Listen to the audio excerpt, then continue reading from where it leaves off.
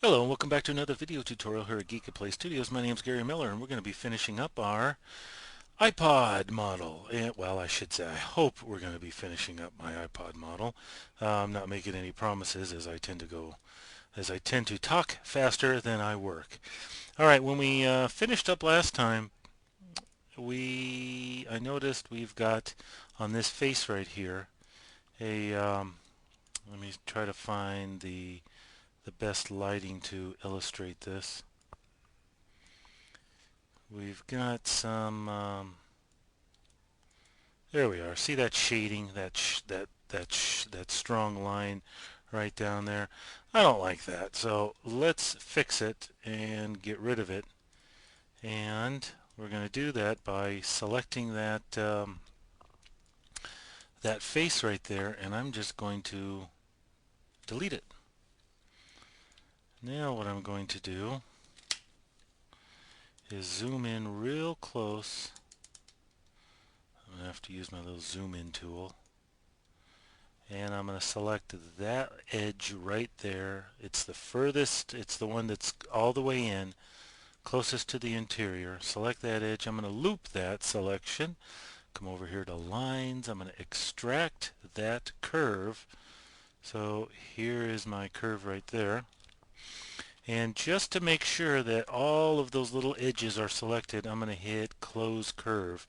I probably don't even need to do it, but just to be sure, come over here to surface modeling, click on Coon surface, and I'm going to click on that, and it creates a solid surface out of it. So let's click off of it and let's look at it, and it looks like we have solved our problem. Don't have that peculiar little line down it. So that problem is solved. And no, we still have some more modeling to do with the body. I'm going to call this screen because this will be the screen for our iPod. I'm going to make a copy of this. Control D to make a copy of it. And I'm going to pull it forward. I don't want it to be exactly flush with the surface of my iPod, but just a little bit below. And now I'm just going to expand it till it cuts into all four sides. And it looks like I may have pulled it out a little bit too far, perhaps. No? Okay, I'm going to name this one Glass, because when we bring this into view, we'll apply a transparent texture to it, and it will create a nice reflective surface for our screen, and our screen will contain some graphic work that we can do in Photoshop where we will put album art on it and this information here. So that's why I'm making that's why I have two copies. The screen is going to have the artwork, and the glass is just going to be a clear surface with a bit of highlight and setting applied to it, maybe a little bit of reflectivity applied to it as well. So we are done with those two. We don't need to touch them again. I'm going to save my work here. Now we need to make the headphone jack, which will go right here, and the lock button, which will go right there. So let's work on the lock button. I'm going to create a small little cube, click on lay on, and I'm just going to lay it on this large face right here. Validate that. I'm going to move it over, and well, by golly, that looks to be about the right size of it. But just to be sure, I'm going to move it over here to this reference image, and I will size it according to this picture. Now, this is the button right here. Let me enable my pen. This is the button right here. This is the slot that allows the button to slide back and forth. So I'm going to create the button first, and then we will create, from that we will create another piece that will be our slot that we will use to cut into our iPod.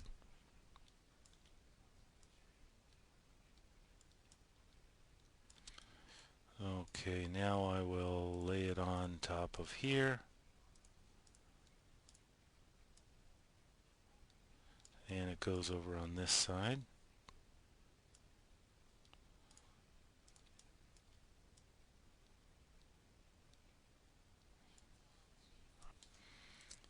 Okay, I'm going to unlock these. Okay, what I want to do is grab everything. I'm just going to do a quick little grouping action there. Spin it 180, move it into my picture here, because I want to get my button lined up where it's supposed to be. Let's expand this group. We don't need dynamic geometry. Let me select my little button here. Come on, button. There we are. Okay.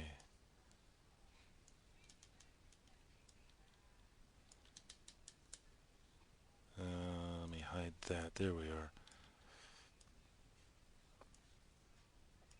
Well, that's exactly where it's supposed to be, so that's good. Now we can select it, spin it around. I guess oops.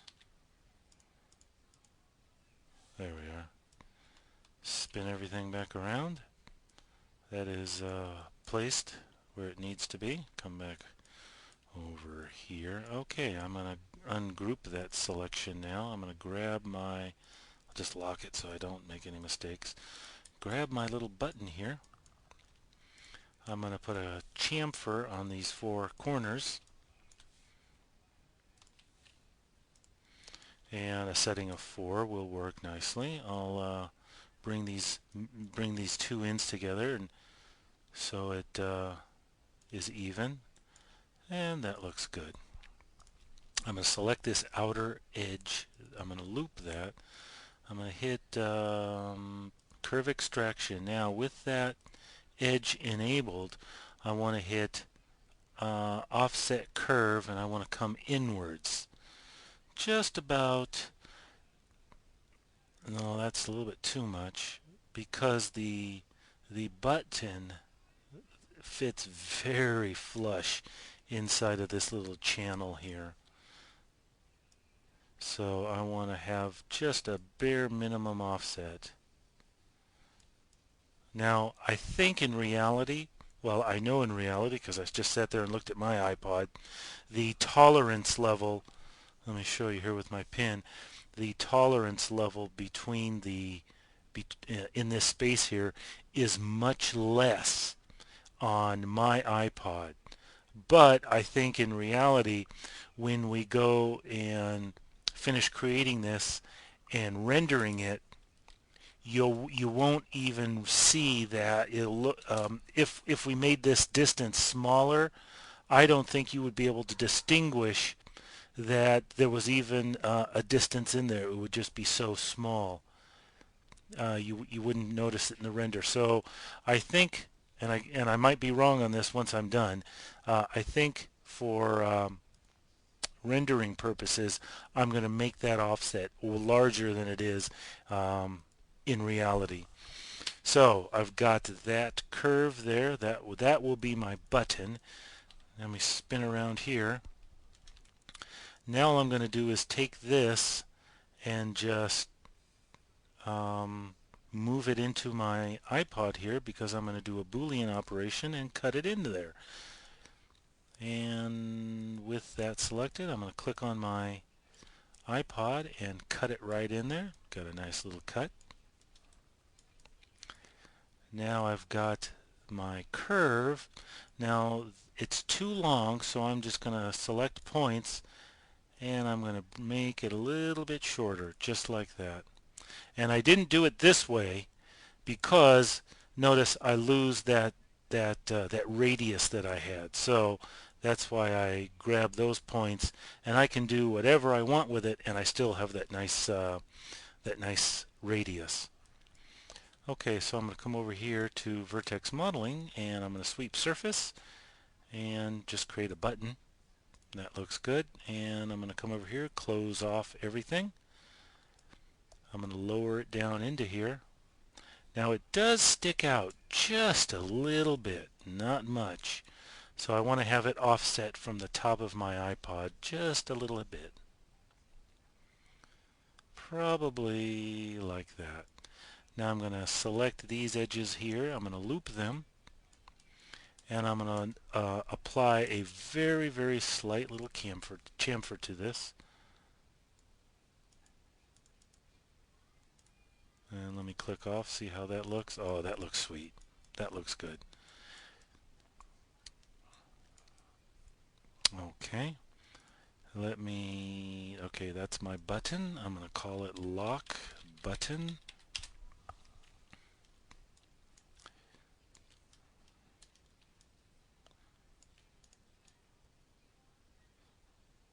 See, I think that by offsetting the curves and making this button smaller than it is in reality, it's more noticeable. I like that, so I'm going to bring that over into the lock position. And I'm going to hide that. I'm going to come back here to my iPod. I'm going to, you know what, now whatever I do to it, see, I'm thinking ultimately what I want to do is, let me enable my original one. On my original one here, I created a domain for it and gave it an orange color. I'm not going to do that just yet, because when we cut our headphone jack into this, it will lose its domain settings, and I'll have done all that work for nothing. So I'm going to pause it right here and get a cup of coffee, and I'll be right back. Okay, now let's come up here to lines, create a circle, and we're going to make our headphone jack. I'm going to pivot around to a top view, and I'm going to keep it at 20 points. You're certainly free to make it as complex as you like, but I think for me 20 points will do the work.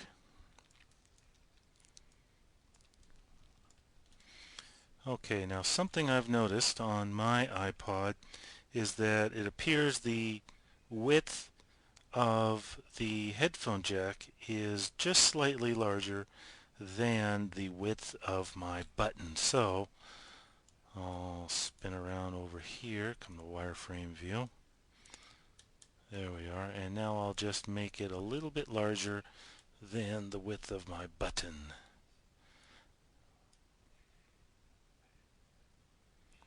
And it's also in line with the button too, so not only by moving it over there can I get a width, adjust it by width, but also line it up. Okay, that looks good. And Vertex Modeling, and you got it, sweep surface. I'll come up for this one. Now I'm going to close off all my edges. An internal error has occurred. Well, shoot, let's save this. And I'll be right back. Okay, so I closed off the top and bottom on that, and I'm just going to move it down into place. And let me take a gander at mine. Oh, it goes way down, so I will do just that. I'll sink it way down in there and Boolean cut it. There we are. And what I'm going to now, when I made my original one over here, I went to great lengths to mimic exactly the way mine is, and if you notice, let me get out my pen tool here. This was the edge of the the cylinder that I cut in, and then I made another tiny little inner lip right here because it has a little sleeve that fits down in, and that's the way mine looks. But I'm not going to go to that detail in making this because you don't even see it on this. You'd have to be this close to if I rendered it in order for you to notice it, and that's just really a lot of extra work for no purpose. So I'm not even going to do that. I am just going to leave this button as it is. The only thing I will do is I will add a soft little chamfer to the edge just to round it off. Loop that. No, it's not going to loop. Come on now.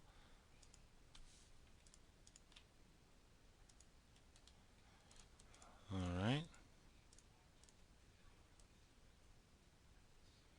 I may run into another error here. Who knows?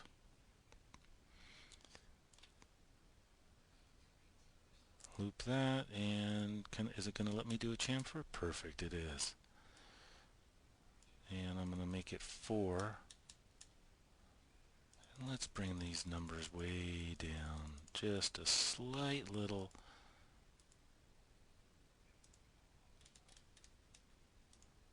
Let me click off of that. Oh, there we are. I could probably go more. I'm going to make it a little bit wider. That was at 10. I'll do 25. Let's see what that looks. There we are. I like that.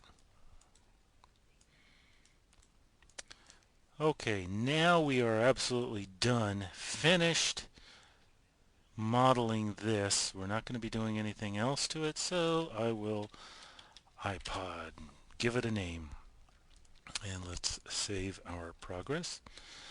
Okay, let's come over here and create some colors for it. I think we've got some colors already assigned to this one.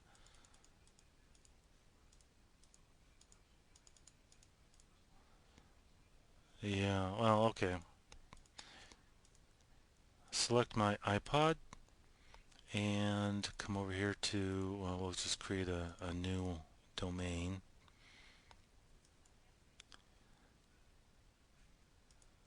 Select all faces, new, and we'll call it iPod.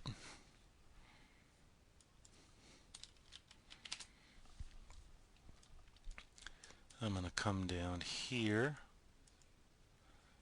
I want it to be a nice bright white.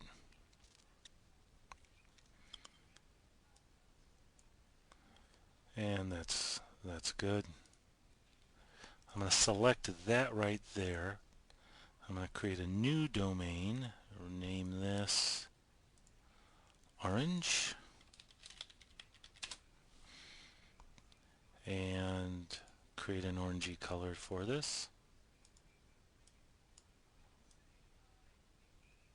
There we are.